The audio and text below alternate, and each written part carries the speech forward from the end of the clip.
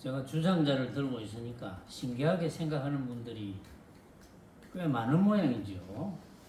뭐 주장자, 원래의 주장자는 뭐 주장자로의 뜻이 있지만 제가 들고 있는 주장자의 의미는 다른 의미는 없어요.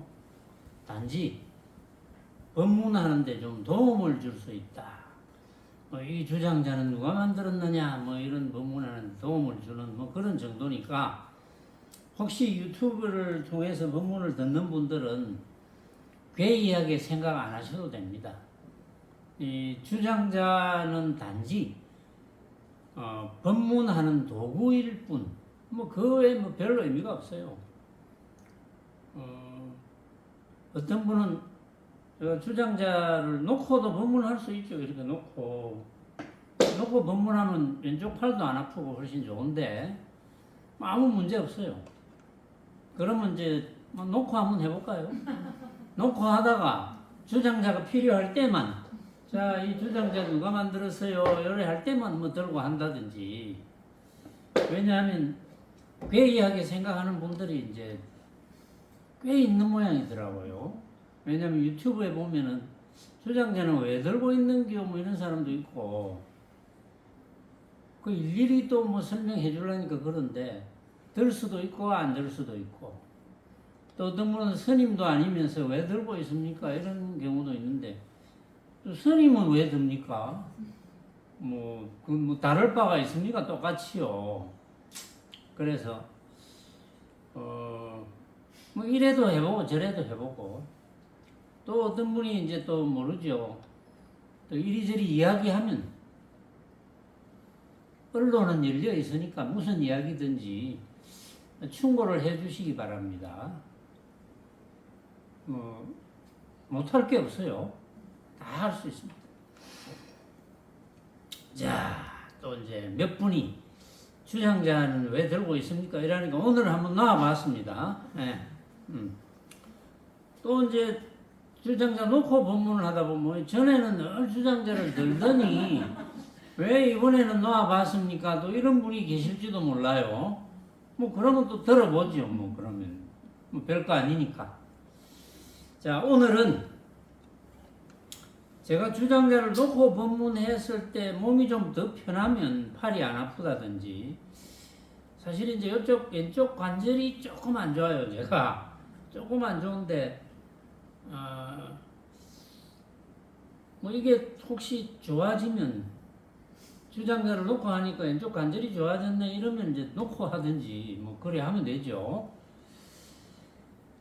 지난 시간까지 장자의 아들 보적의 개송을 소개를 해드렸어요. 자, 오늘은 그 다음 부분 이제 읽고 나서 한번 이야기해 봅시다. 크게 의미가 없는 거는 좀 스피디하게 넘어가겠어요.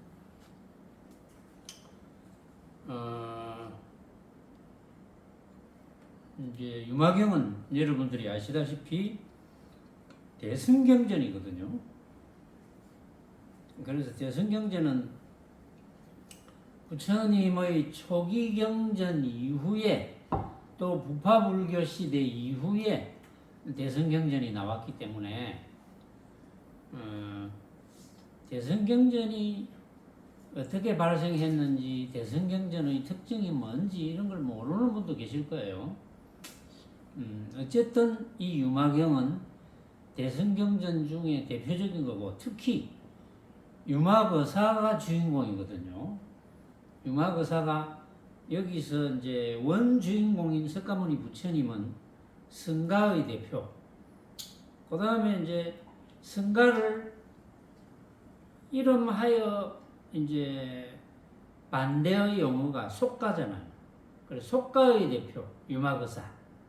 이래서 이제 부처님과 유마거사가 그 쌍벽을 이룬다 이렇게 보시면 돼요. 이것도 중도 법문이에요. 이것도 부처님 계시니까 속가의 대표 유마거사가 계신다. 그래서 이 경의 주인공은 유마거사니까. 물론 부처님께서 유마거사를 극진히 생각하는 뭐 그런 부분이 나와요. 여기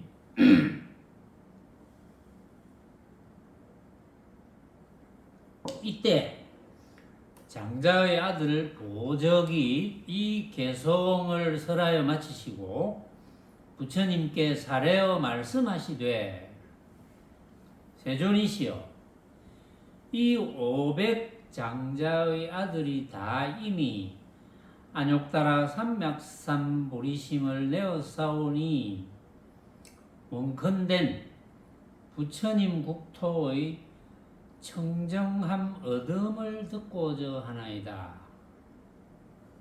오직 원컨된 세존께서는 모든 보살의 정토행,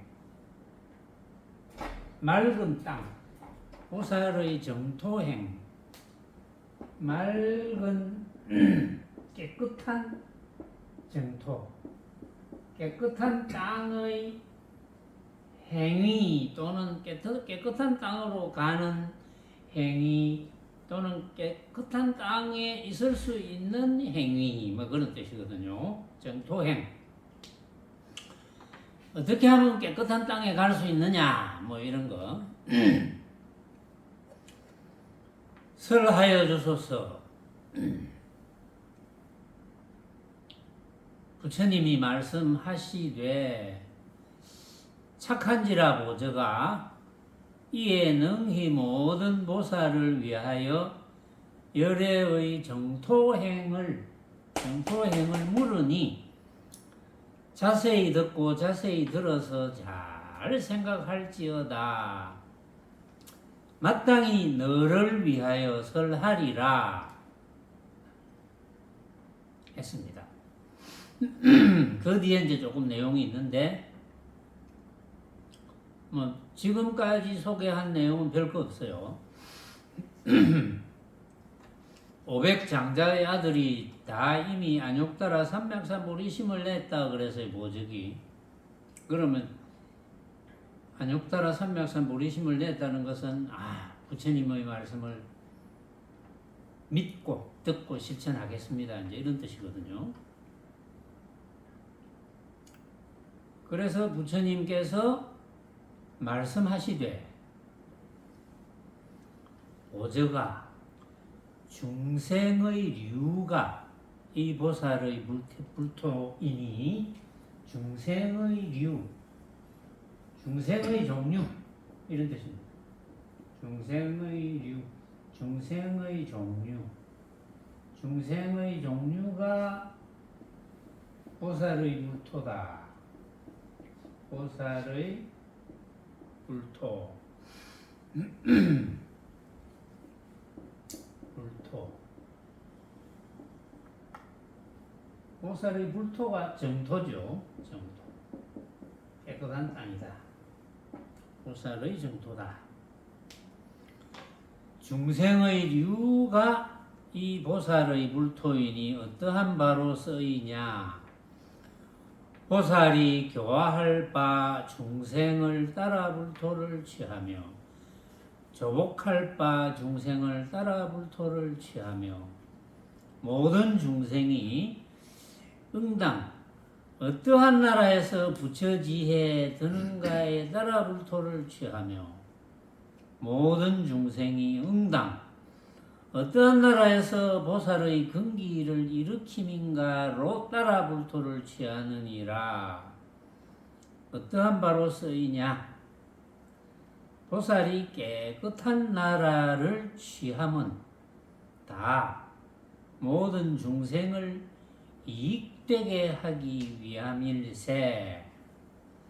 비유컨대 어떤 사람이 빈 땅에 집을 짓고자 하려면 뜻에 따라 걸림이 없거니와 만약 허공이면 마침내 능히 이루지 못함인 듯 보살도 이와 같아서 중생을 이룩하기 위한 까닭으로 불국취하기를 원하나니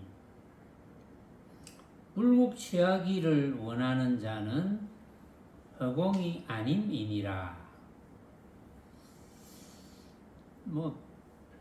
별스런 내용은 아니지만, 자, 중생의 류가 보살의 불토다. 중생류.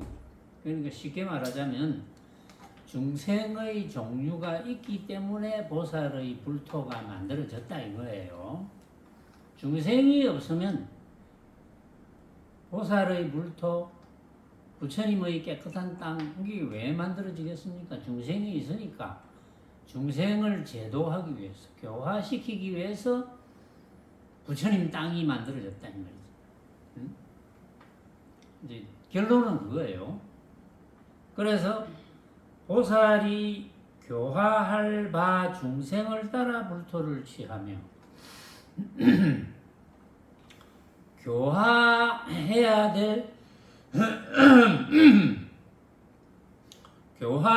될 중생이 있으니까 교화해야 될 중생을 따라서 보살이 불토를 취한다. 그러니까 보살이 제도해야 될 중생이 없으면 불토에 뭐 가야 될 이유가 없습니다. 불토 부처님 계신 곳에 가야 될 이유가 없어요. 결국은 부처님 계신 곳에서 보살은 부처님을 도와서 중생을 제도하는 그런 역할을 하잖아요. 보살이, 대보살이. 그래서 교화할 바 중생을 따라서 불토를 취한다. 그거는 뭐 여러분들이 이해가 가실 거고, 또 조복할 바 중생을 따라 불토를 취하며, 이것도 뭐 교화하는 거나 조복하는 거나 똑같습니다. 같은 뜻인데 조복, 저기는 저 중생들은 부처님 이야기를 들려주면 말 잘 듣겠구나. 이 조복이거든. 제대로 말 듣겠구나. 부처님의 제자들, 불자들은 스스로가 부처님의 제자들이라고 생각하는데 지독히 말 잘 안 듣는 제자들 많거든요. 그런데 부처님의 제자들 중에는 지독히 말 안 들으면 당연히 이거는 부처님의 제자가 될 수가 없고, 부처님의 말씀에 절대 복종해야 되고, 당연히 부처님이 허튼 걸 안 시키거든요. 그러니까 부처님 말씀은 절대니까 절대적으로 이제 알아듣고 이제 따라야 본인에게 이득이 되는 거죠. 안 그러면 이득이 안 되니까. 그래서 조복할 바 중생을 따라서 불토를 취하며 모든 중생이 응당 어떠한 나라에서 부처지혜에 드는가에 따라 불토를 취하며, 모든 중생이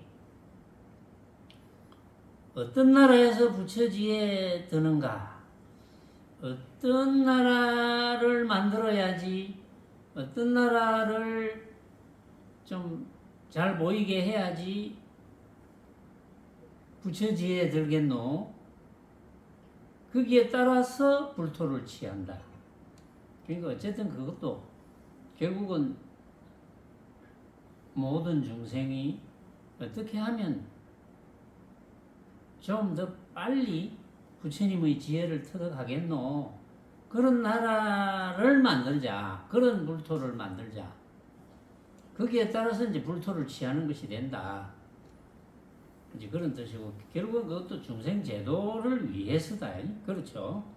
또 모든 중생이 응당 어떠한 나라에서 보살의 근기를 일으킴인가로 따라 불토를 취하느니라.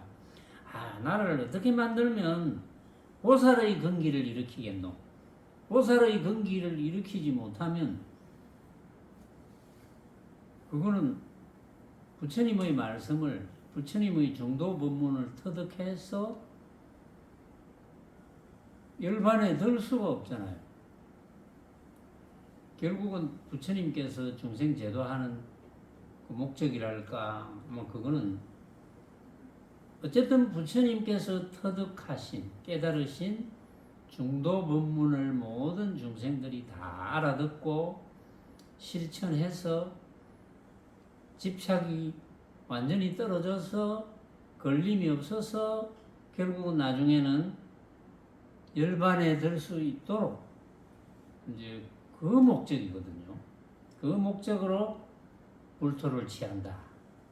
그렇게 온갖 중생이 될 수 있도록 해서 불토를 취한다.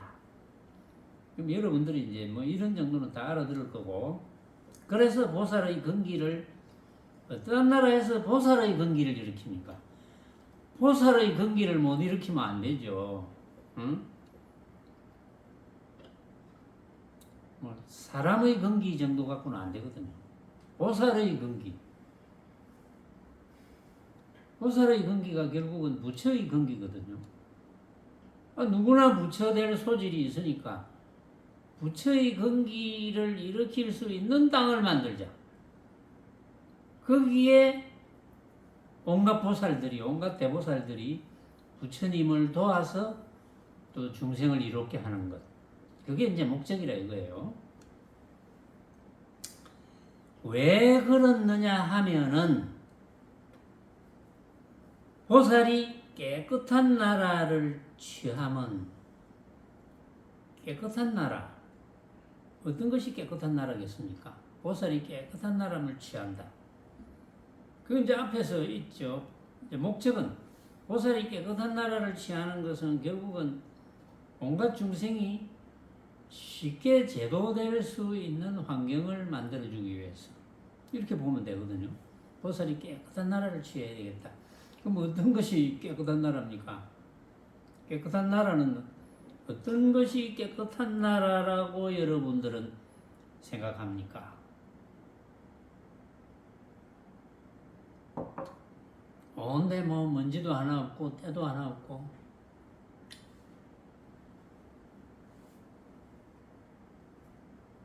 지저분한 쓰레기도 없고 뭐 그런 나라가 깨끗한 나라입니까? 깨끗한 나라라는 것은 이제 모습적으로도 물론 뭐 깨끗해지겠지만, 깨끗한 나라라는 것은 모습적으로 깨끗한 게 아니고, 왜 모습적으로 깨끗한 게 아닙니까? 모습은 허망하거든. 왜? 각자 생각으로 만드니까. 각자 생각으로 만든 어떤 깨끗한 나라가, 누구의 생각으로 만든 나라가 깨끗한 나라겠습니까? 그거는 아무것도 이제 단정할 수가 없죠. 그 누구도 단정할 수 없고, 어떤 시간대, 어떤 공간대, 그거는 모습이니까 단정할 수 없다. 이거는 이제 다 아실 거예요. 보살이 깨끗한 나라를 취함은 다 모든 중생을 이익되게 하기 위한 까닭일세. 안 그러면 깨끗한 나라를 취할 리가 없죠. 깨끗한 나라라는 것은 온갖 중생이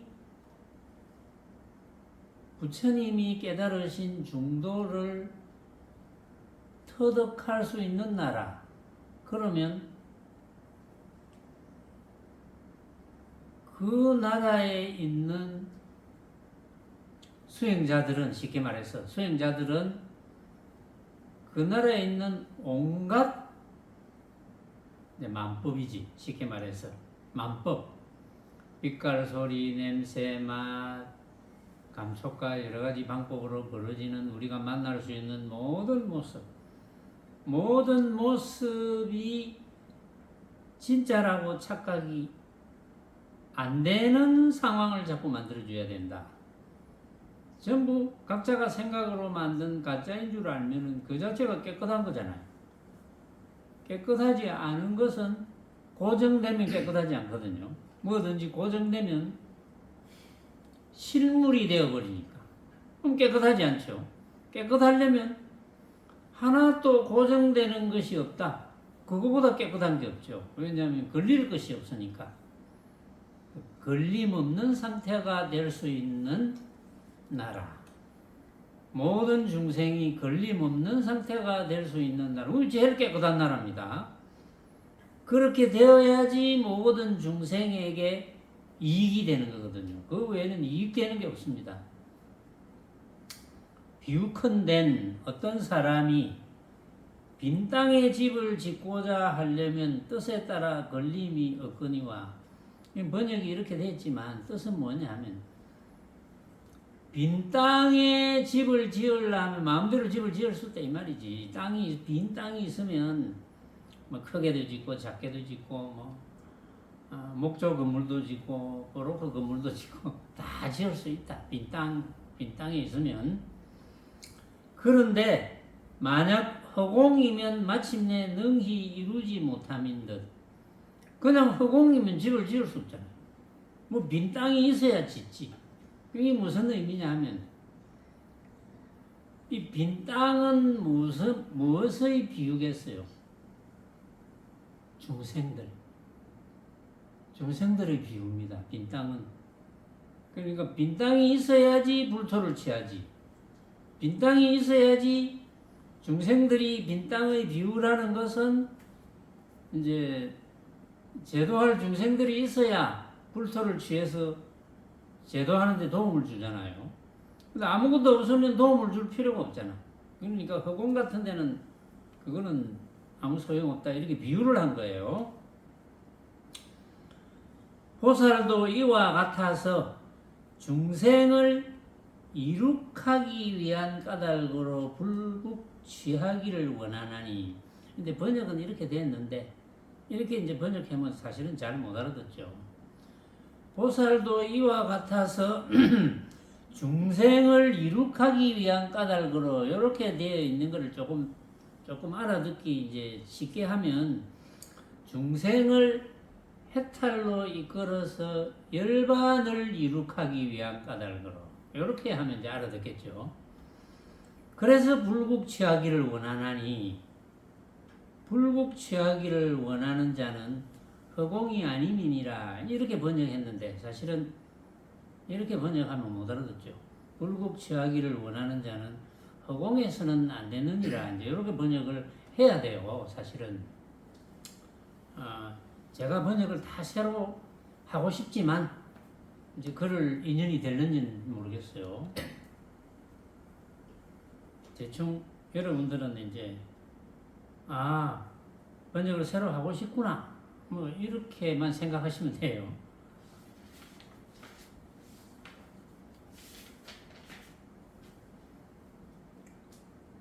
그러면서 부처님께서 계속 말씀을 하십니다. 자, 요거는 이제 어느 정도까지 쭉 읽고 나서 이야기해 봅시다. 보저가 이제 부처님께서 보적에게 이제 말씀을 하시는 거죠. 마땅히 할지어다. 곧은 마음이 이 보살의 정토이니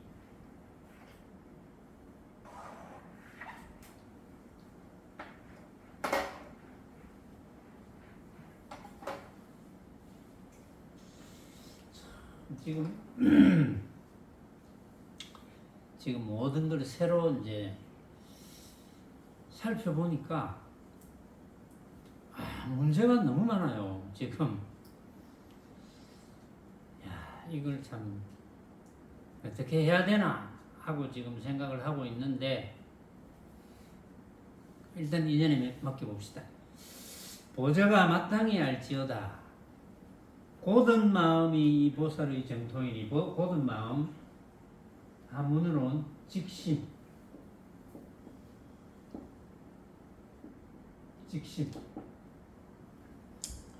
곧은 마음이 보살의 정토이니 보살이 성불할 때 아첨 만난 중생이 그 나라에 와서 나며 깊은 마음 깊은 마음이 보살의 정토이니 보살이 성불할 때 공덕을 갖춘 중생이 그 나라에 와서 나며 보리심이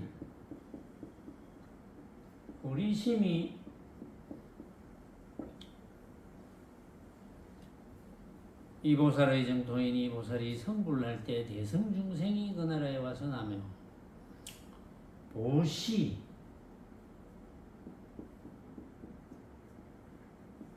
보시가 이 보살의 정토이니 보살이 성불할 때 일체를 능히 버린 중생이 그 나라에 와서 나며 지게가 이 보살의 정토이니 보살이 성불할 때 십선도를 행하여 원을 채운 중생이 그 나라에서 와서 나며 인욕 일단 쭉 한번 적어봅시다. 여기 나와 있으니까.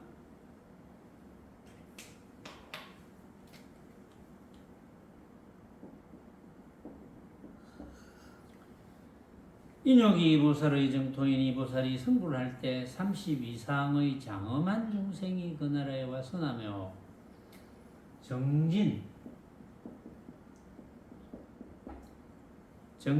보살의 정토인이 보살이 성불을 할 때 부지런히 일체 공덕을 닦은 중생이 그 나라에 와서 나며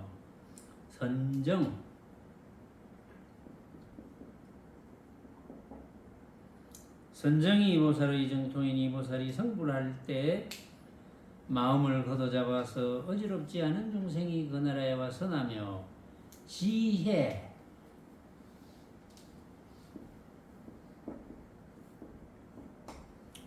지혜가 이 보살의 정토인이 보살이 성불할 때 마음이 바로 가라앉은 중생이 그 나라에 와서 나며, 그 다음에 이제 제가 지금까지 읽어드린 양만큼 남았는데 요거는 종류가 조금 달라요. 그래서 여기까지 이야기해 놓고 또 이제 소개하고 이야기해 봅시다. 자, 고든 마음이 보살의 정토다. 직심. 고든 마음이 보살의 정토인데 고든 마음이 정토인 나라에는 어떤 중생이 오느냐? 아첨 않는 중생, 아첨하지 않는 중생, 장난치지 않는 중생. 그러니까 수행을 장난스럽게 생각하지 않는 중생. 수행은 어떤 사람이 해야 됩니까? 어떤 사람이 수행이 됩니까? 쉽게 말해서 수행이 되어가는 사람은 어떤 사람입니까? 간절한 사람. 간절해야죠. 간절 안 하면 수행 안 됩니다.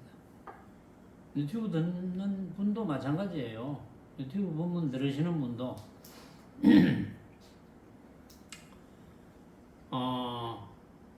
이제 수백 명이 유튜브 본문을 들으시는데 제가 상당히 안타까워요. 본문을 알아들으면 저절로 막 환희심이 생기거든요. 안 그렇겠습니까? 여러분들 중에 본문을 알아들으면 정말 기분이 좋죠. 정말 환희심이 생기죠.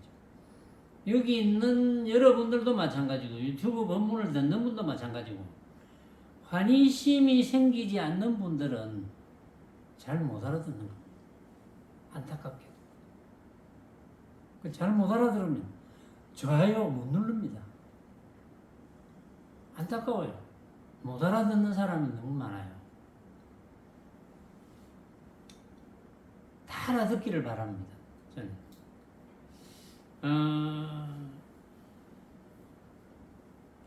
10%가 못 알아들어요.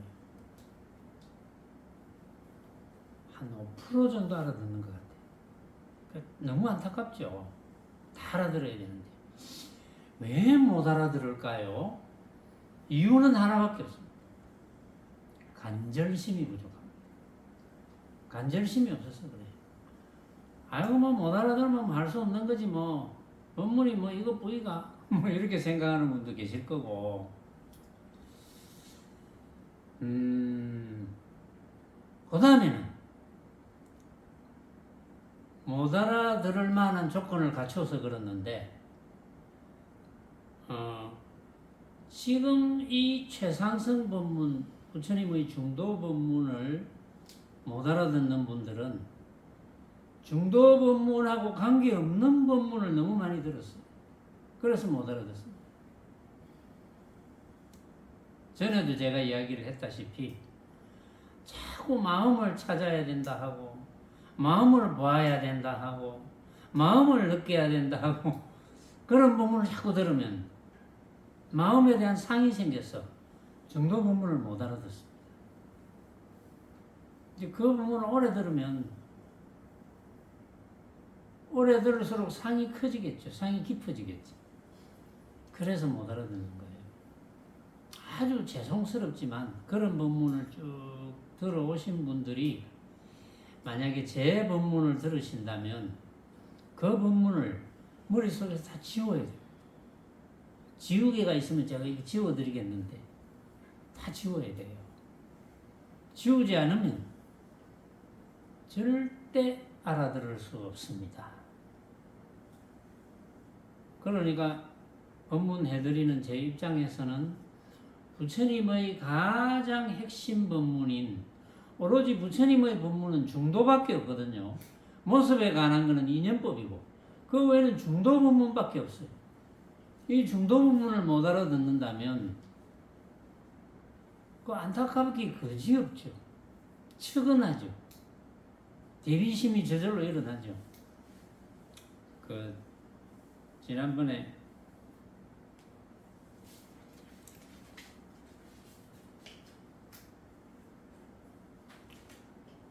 18불공법에도 마지막에 대비, 측은한 마음이 일어나요. 측은하죠. 못 알아들으면 너무 측은합니다. 본인이 뭐 측은하든 말든 상관 안 하겠지만, 아이고, 뭐 내가 못 알아듣는데 뭐 측은해도 내가 측은하지 뭐, 이렇게 대범하게 생각할 수도 있는데, 못 알아듣는 그 결과가 너무 비참하거든요, 나중에. 제가 요 뒷산에 조그마한 황토끼를 만들어 놓고, 제가 이제 일주일에 한 3, 4일 정도 가서 40분에서 1시간 정도 맨발로 좀 이제 걸어보는데, 열심히 청소해가지고 많은 사람들이 와서 좀 걸으라고, 빗자루도 그 사가 걸어놓고, 열심히 쓸고 닦고 이제 이래 하는데, 거기에 보면 지렁이들이 한 번씩 나타납니다. 제가 어떤 때는 요래 뭐 걷기도 하고 서 있기도 하고 이래 쳐다보고 있으면 이 지렁이라는 놈이 그 이제 속도가 느리잖아요. 속도가 느린데 뭐 꼬물꼬물꼬물 이렇게 가지도 않아잖아요. 천천히 움직이거든요. 왜냐면 태생이 천천히 움직이니까. 거기다가 땅이 이제 좀 이렇게 마르고 하면 더 천천히 움직여요. 그런데 그 황토길 이렇게 걷는 고기에 개미집 구멍이 수백 개가 있습니다. 이게 전부 개미집이에요. 근데 개미란 놈이 와가지고 적어도 먹고 살아야 되니까 지렁이를 슬쩍 건드려요. 근데 지렁이도 이제 비가 오거나 이래서 땅이 좀 촉촉하거나 이러면 힘을 잘 써. 근데 말라 있으면 힘을 못 써. 그러면 이제 개미란 놈이 딱 나타나가지고 맨 놈이 와서 그 일개미겠죠. 일개미가 와서 간을 봅니다. 이건 우리가 공격해도 되겠나? 안 되겠나? 개미들이 또 굉장히 빨라요. 나는 그렇게 조그마한 개미가 산개미, 큰 개미 말고 아주 우리 집개미, 옛날에 집에서 발견되던 조그마한 개미들, 그 개미들이 저는 그렇게 빠른 줄 몰랐어요. 산에 있어서 그런지. 보통 우리 개미 행렬 보면 천천히 가는 것처럼 보이잖아요. 그런데 지렁이를 딱 발견하니까 속도가 빨라지는데, 그러니까 맨 놈이 이제 딱 간을 보고는 순식간에 수백 명이 모입니다. 새까맣게 모여요. 저는 이제 그걸 보면서 어차피 축생이거든요. 나중에 이제 축생은 사막도에 들어가잖아요. 사막도. 요 내용 안에 들어와요. 삼악과 판란이 없고가 나오거든요. 좀 있으면 사막도입니다. 지옥, 악의, 축생. 지금 뭐 사람 몸을 좀 받아가지고 이거 낱낱이 나중에 이제 제가 다 소개할 건데, 판란 이것도 이제 해설해서 들어보면 굉장히 재밌어요. 재밌는데, 그걸 보면서, 이 우리 지구 80억 인구 아무것도 아닙니다. 그 황토방에 개미집 그 밑에 뭐 어떤 건물이 들어서 있는지 모르겠는데 구멍이 뭐 수백 개가 있는데 아마 80억 정도 안 되겠다 개미가. 그게 굉장히 길게 아마 연결이 되어 있는 거예요 밑으로. 그러니까 사람은 지금 받아서 잘 쓰고 있다고 탱자탱자하게 지내는 분들이 많겠지만 열반에 들지 못하면 그 비참함은 그거는 뭐 이런 말할 수 없습니다. 지금 여러분 중에도 혹시 내 생활이 좀 비참하다 뭐 이렇게 생각하는 분이 계실지도 모르겠지만 그런 비참은 비참이 아닙니다. 간곡하게 제가 여러분들을 위해서 말씀드리는데 어쨌든 부처님의 중도 법문을 알아듣고 육신을 버릴 때 열반에 드셔야 돼요. 안 그러면 기약할 수 없습니다. 이거는 저는 그걸 실감을 하고 있거든요. 여러분들은 실감을 못 하잖아요. 실감을 못 하니까 열심히 안 하겠지. 열심히 해야 되는 것은 이거밖에 없는데 여러분들은 무엇을 열심히 합니까? 쓸데없는 걸 열심히 안 합니까? 그건 뭐 각자의 공부니까 그런 정도로 이제 경각심을 이제 일으키고 고든 마음이 보살의 정토니 보살이 성불할 때 아침 맞는 중생이 그 나라에 와서 나며 깊은 마음이 보살의 정토이니 심심 보살이 성불할 때 공덕을 갖춘 중생이 그 나라에서 나서난답니다. 공덕을 갖춘 중생. 어떤 공덕? 어떤 공덕을 갖춘 중생일까요? 간절심으로 공부해서 수행을 간절심으로 해서 부처님의 중도 법문을 간절심으로 들어서 이제는 때만 기다리면 그 간절심을 계속 유지하고 부처님의 중도 법문을 이해하고 깨달은 것을 놓치지 않는 그런 중생이 난다. 그 말이거든요.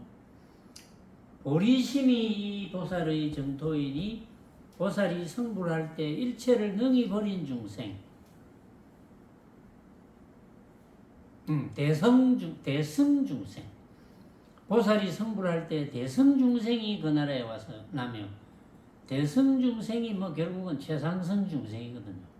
최상승 중생이라는 것은 부처님의 최상승 법문인 중도 법문을 많이 들어서 실천해 왔던 중생이 그 나라에 와서 납니다. 왜냐하면 보살이 성불할 때 보살이 부처라는 이름을 사용할 때 부처라는 이름을 사용해서 중생 제도할 때 그런 중생이 난다는 거예요. 그러니까 제도가 되겠죠, 당연히. 그럼 그 중생들이 다 열반에 들 수 있겠죠. 그런 의미예요.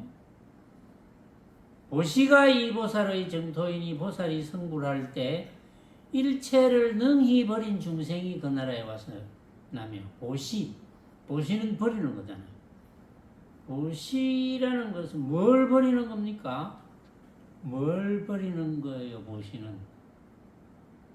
여기는 일체를 능히 버렸어. 이제 이런 법문을 또 잘못 들으면 일체를 능히 버리라 이러니까 아이고 저기 새말기 선언에 가려면은 뭐 일체를 다 버려야 되는구나. 뭐 거사풍인데 뭐 그러면 권속들 다 버리고 재산도 다 버리고 명예도 다 버리고 뭐 다 버려야 되나 이렇게 착각할 수도 있겠죠. 여기서 말하는 일체를 능히 버린 중생이란 어떤 중생입니까? 일체를 능히 버렸다. 여기서 일체가 만법이거든요. 만법을 능히 버렸다. 왜 능히 버려야 됩니까? 일체는 알고 보면 이게 각자가 생각으로 만들어서 허망한 헛개비와 같은 거구나. 네 생각 다르고 내 생각 다르고 각자가 생각으로 만들었으니까 진짜가 없구나. 그래서 이거는 집착 안 해야 되겠구나. 이렇게 되는 게 일체를 버리는 거거든요. 그런 정도가 돼야지 보시가 보살의 정토인, 그래서 보살이 성불할 때, 보살이 부처를 이루어서 중생을 제도할 때 일체를 능히 버린 중생이 그 나라에 와서 난다. 지계, 계를 지키는 거예요. 지계가 보살의 정토이니 보살이 성불할 때 10선도를 행하여 원을 채운 중생. 10선도가 뭐냐 하면 불살생보, 살생 안 하고, 불투도, 도둑질 안 하고, 불사음, 삿된 음행을 안 하고, 불망어, 망령된 말 안 하고, 불기어, 비단 같은 말 안 하고, 불탐욕, 탐욕심 안 일으키고, 불양설, 여기서 저 말하고 여기서 저 말하고 이리 안 하고, 불악구, 악한 말, 욕하고 이런 말 안 하고, 불사견, 삿된 견해를 일으키지 않고, 삿된 견해는 뭡니까? 얼추는 진짜네 이거 전부 가짜를 진짜네 이렇게 하면 삿된 견해. 불진해, 썩냄이 없는, 이게 10선이거든요. 10선을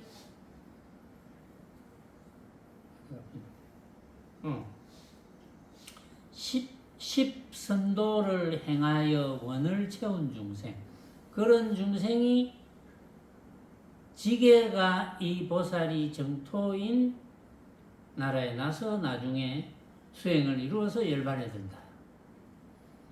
그 다음에 인욕이 이 보살의 정토이니, 인욕 참는 거, 인욕보살. 보살이 성불할 때 30 이상의 장엄한 중생이 그 나라에 와서 나면, 이제 부처님의 이제 육신을 흔히들 30 이상 80종호다 이렇게 이제 이야기를 하는데, 그게 부처님의 초기 경전에는 없습니다. 그런 말이 없어요. 뒤에 이제 만들어진 거예요. 30 이상 80종호. 그 다음에 이제 제석천왕도 30 이상이라고 되어 있어요. 제석천왕도. 그러니까 이제 30 이상 정도의 장엄한 중생이라면 충분히 부처님의 중도 법문을 다 이해하고 깨달아서 나중에 열반에 들 수 있겠죠.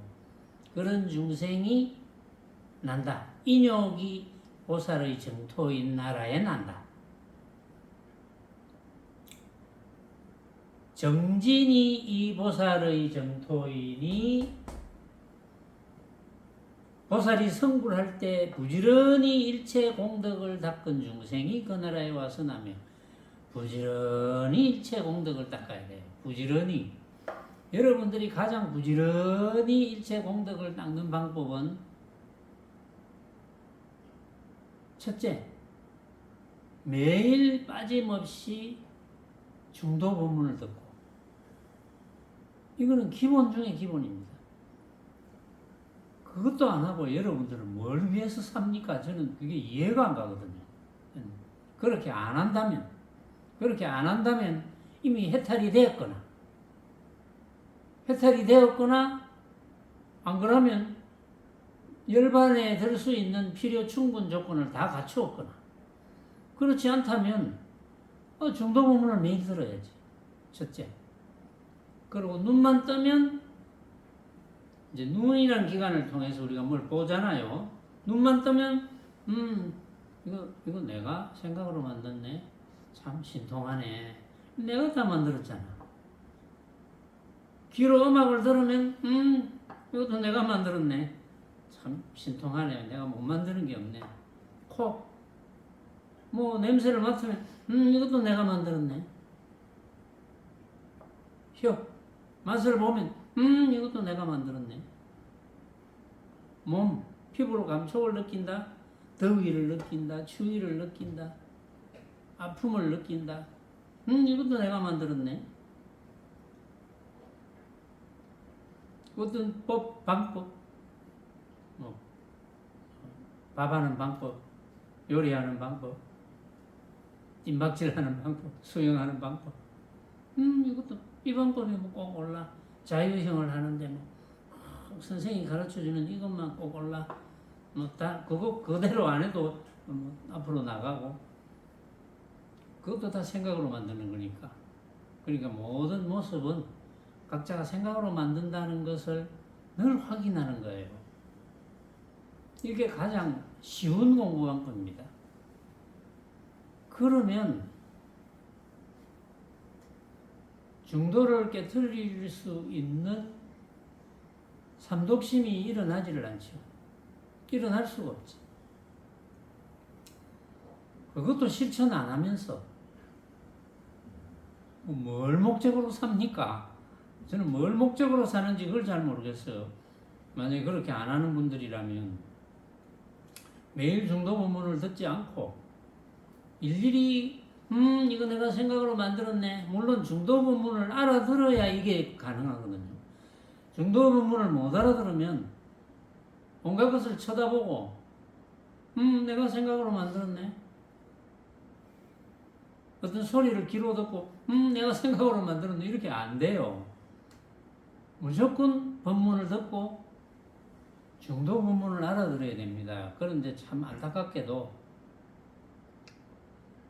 너무나 수많은 사람들이 못 알아들어요. 어렵지도 않은데 쉬운데 못 알아들을 수 있는 필요 충분 조건은 제가 아까 이야기를 했거든요. 고쳐야 됩니다. 중도 본문을 알아듣도록 생활을 바꿔야 돼요. 생각을 돌려야 돼요. 안 그러면 한 세상 헛사는 겁니다. 우리가 한 세상 헛살라고 뭐 났습니까? 한 세상 헛살려고 부처님 법을 우리가 공부합니까? 부처님의 제자가 됐습니까? 한 생각 헛살려고. 저는 이 지구상에 수십억 인구가 부처님의 중도 법문과 전혀 관계없는 제 딴에는 종교 생활을 한답시고 하지만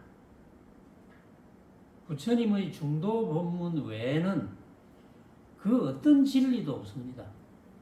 이걸 모르니까 안타깝게도 자꾸 엉뚱한 짓만 하고 사는 거예요. 엉뚱한 짓 하고 살 그런 시간이 없어요. 지금 안타깝지만 그렇다는 거지. 제가 그렇게 계속 강조를 하는 거예요. 이제 안타까우니까 강조하지 뭐 안타깝지 않으면 강조할 리가 없죠.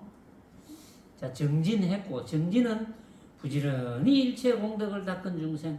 그 다음에 선정. 선정이 보살의 정토이니 보살이 성불할 때 마음을 걷어 잡아서 어지럽지 않은 중생이 그날에 난다. 그러니까 뭐 어떤 중생이 어지러운 중생입니까? 해인은 지금 어지럽나 안 어지럽나? 응? 너는 어지럽나 안 어지럽나? 어지럽습니다. 아 그래 어지럽지 않지. 그럼 어지러운 중생은 어떤 중생이고? 모습을 진짜로 알아서 직접. 그렇지 모습을 진짜로 착각하는 중생. 요새 해인이 공부가 대단해요. 그냥 질문하면 착 합니다. 막히는 게 없어요. 전에는 좀 막히는 척 했어요. 또 실제로 조금 인터벌이 좀 있었어. 물어보면 그냥 막 웃기만 웃고 대답하면 될 건데 대답할 수 있는 걸 묻는데 막 웃고 말아요. 이거 모를 줄 알고. 그럼 알지. 얘 아직까지 자신이 없구나. 다 알잖아요. 지금 그런 게 없어요. 대단하지 않습니까? 같이 사는 회원. 네. 대단하지 않나? 대단합니다. 회원이 인정했으면 대단하다고. 서로 대단하대요. 응? 서로 대단해. 그건 사실이거든. 대단한 걸 대단하다 하는데 뭐 어때? 자주 만나거든요, 우리. 본의 아니게. 본의 아니게 자주 만나는데. 만날 때마다 서로 대단하대. 전에는 그런 이야기 안 했거든요. 서로 막 둘이서 틱탁거리고 자꾸 다투고 뭐. 그래서 하는데 지금은 아마도 지금은 그런 게 100% 없지는 안 하겠지만 뭐 거의 이제 없을 것이다. 다투지 않고 토론을 하겠죠. 부처님 당시에도 거룩한 침묵 아니면 토론이잖아요. 부처님 말씀 가지고 토론하는 거. 그 외에는 거룩한 침묵. 쓸데없는 짓 하지 마세요. 쓸데없는데 정력을 낭비하시면 안 됩니다. 지금 그럴 시간이 없어요. 지금. 그래서 마음을 걷어잡아서 어지럽지 않은 중생. 혜인이 정확하게 이야기했어요. 그런 중생이 보살이 성불을 할 때 선정이 보살의 정토인 나라에 납니다. 지혜가 이 보살의 정토이니 보살이 성불할 때 마음이 바로 가라앉은 중생이 그 나라에서 와서 난다. 마음이 가라앉으려면 어떻게 해야 됩니까? 가라앉으려면 마음이 들뜨는 것은 뭡니까? 온갖 모습을 진짜로 착각하니까 이것도 좋고 저것도 좋고 들뜨는 거는 이것도 사고 싶고 저것도 사고 싶은데 돈이 없어. 나는 왜 이러노? 또 이렇게 고민도 하고 이건 들뜨는 중생이거든요. 근데 마음이 바로 가라앉은 중생. 그거는 부처님의 중도 법문을 알아듣지 못할 수가 없어요. 결국은 부처님의 중도 법문을 알아들어서 열반에 들겠죠. 결국은. 그래서 여기까지 지금 보시지계 인욕정진 선정 지혜바람은 6바람일이죠. 6바람일까지 이제 말씀을 드렸습니다. 6바람일까지. 그 다음에는 이야기가 이제 엄청 길어질 수 있는 이제 내용이거든요. 그 다음에 이제 소개만 하고,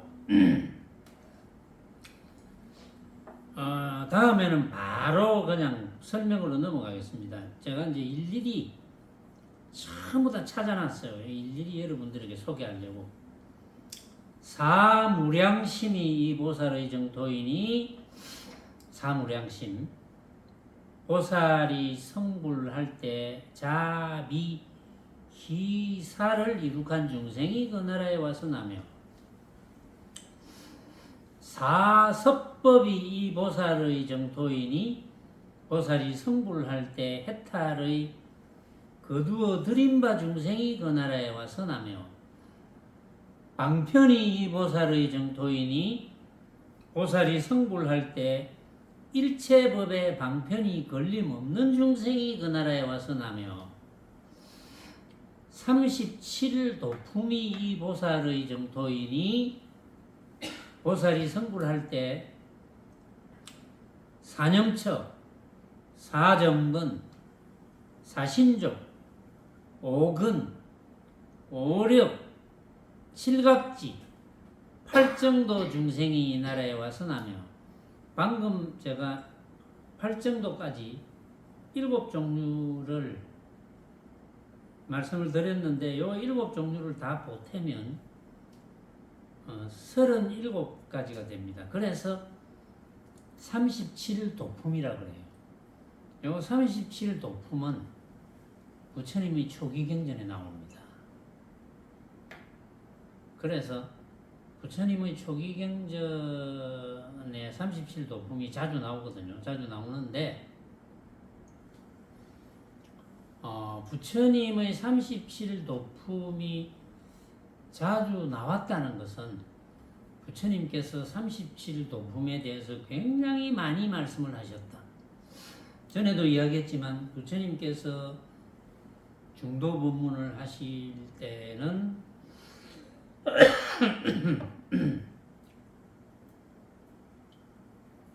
그 당시는 문자가 없었다 그랬잖아요. 문자가 없었기 때문에 이제 기억에 의존해서 이제 전하고. 그러니까 이 37도품이 37가지인데 이 37가지가 전해졌다는 것은 부처님께서 가장 말씀을 많이 하셨다는 거거든요. 그러니까 다 기억을 했겠죠. 제1세대들이 서로 기억에 의존해서 37도 품에 대한 37가지를 다 기억하고 그 다음에 전부 열반에 들고 다 열반에 들었는지는 모르죠.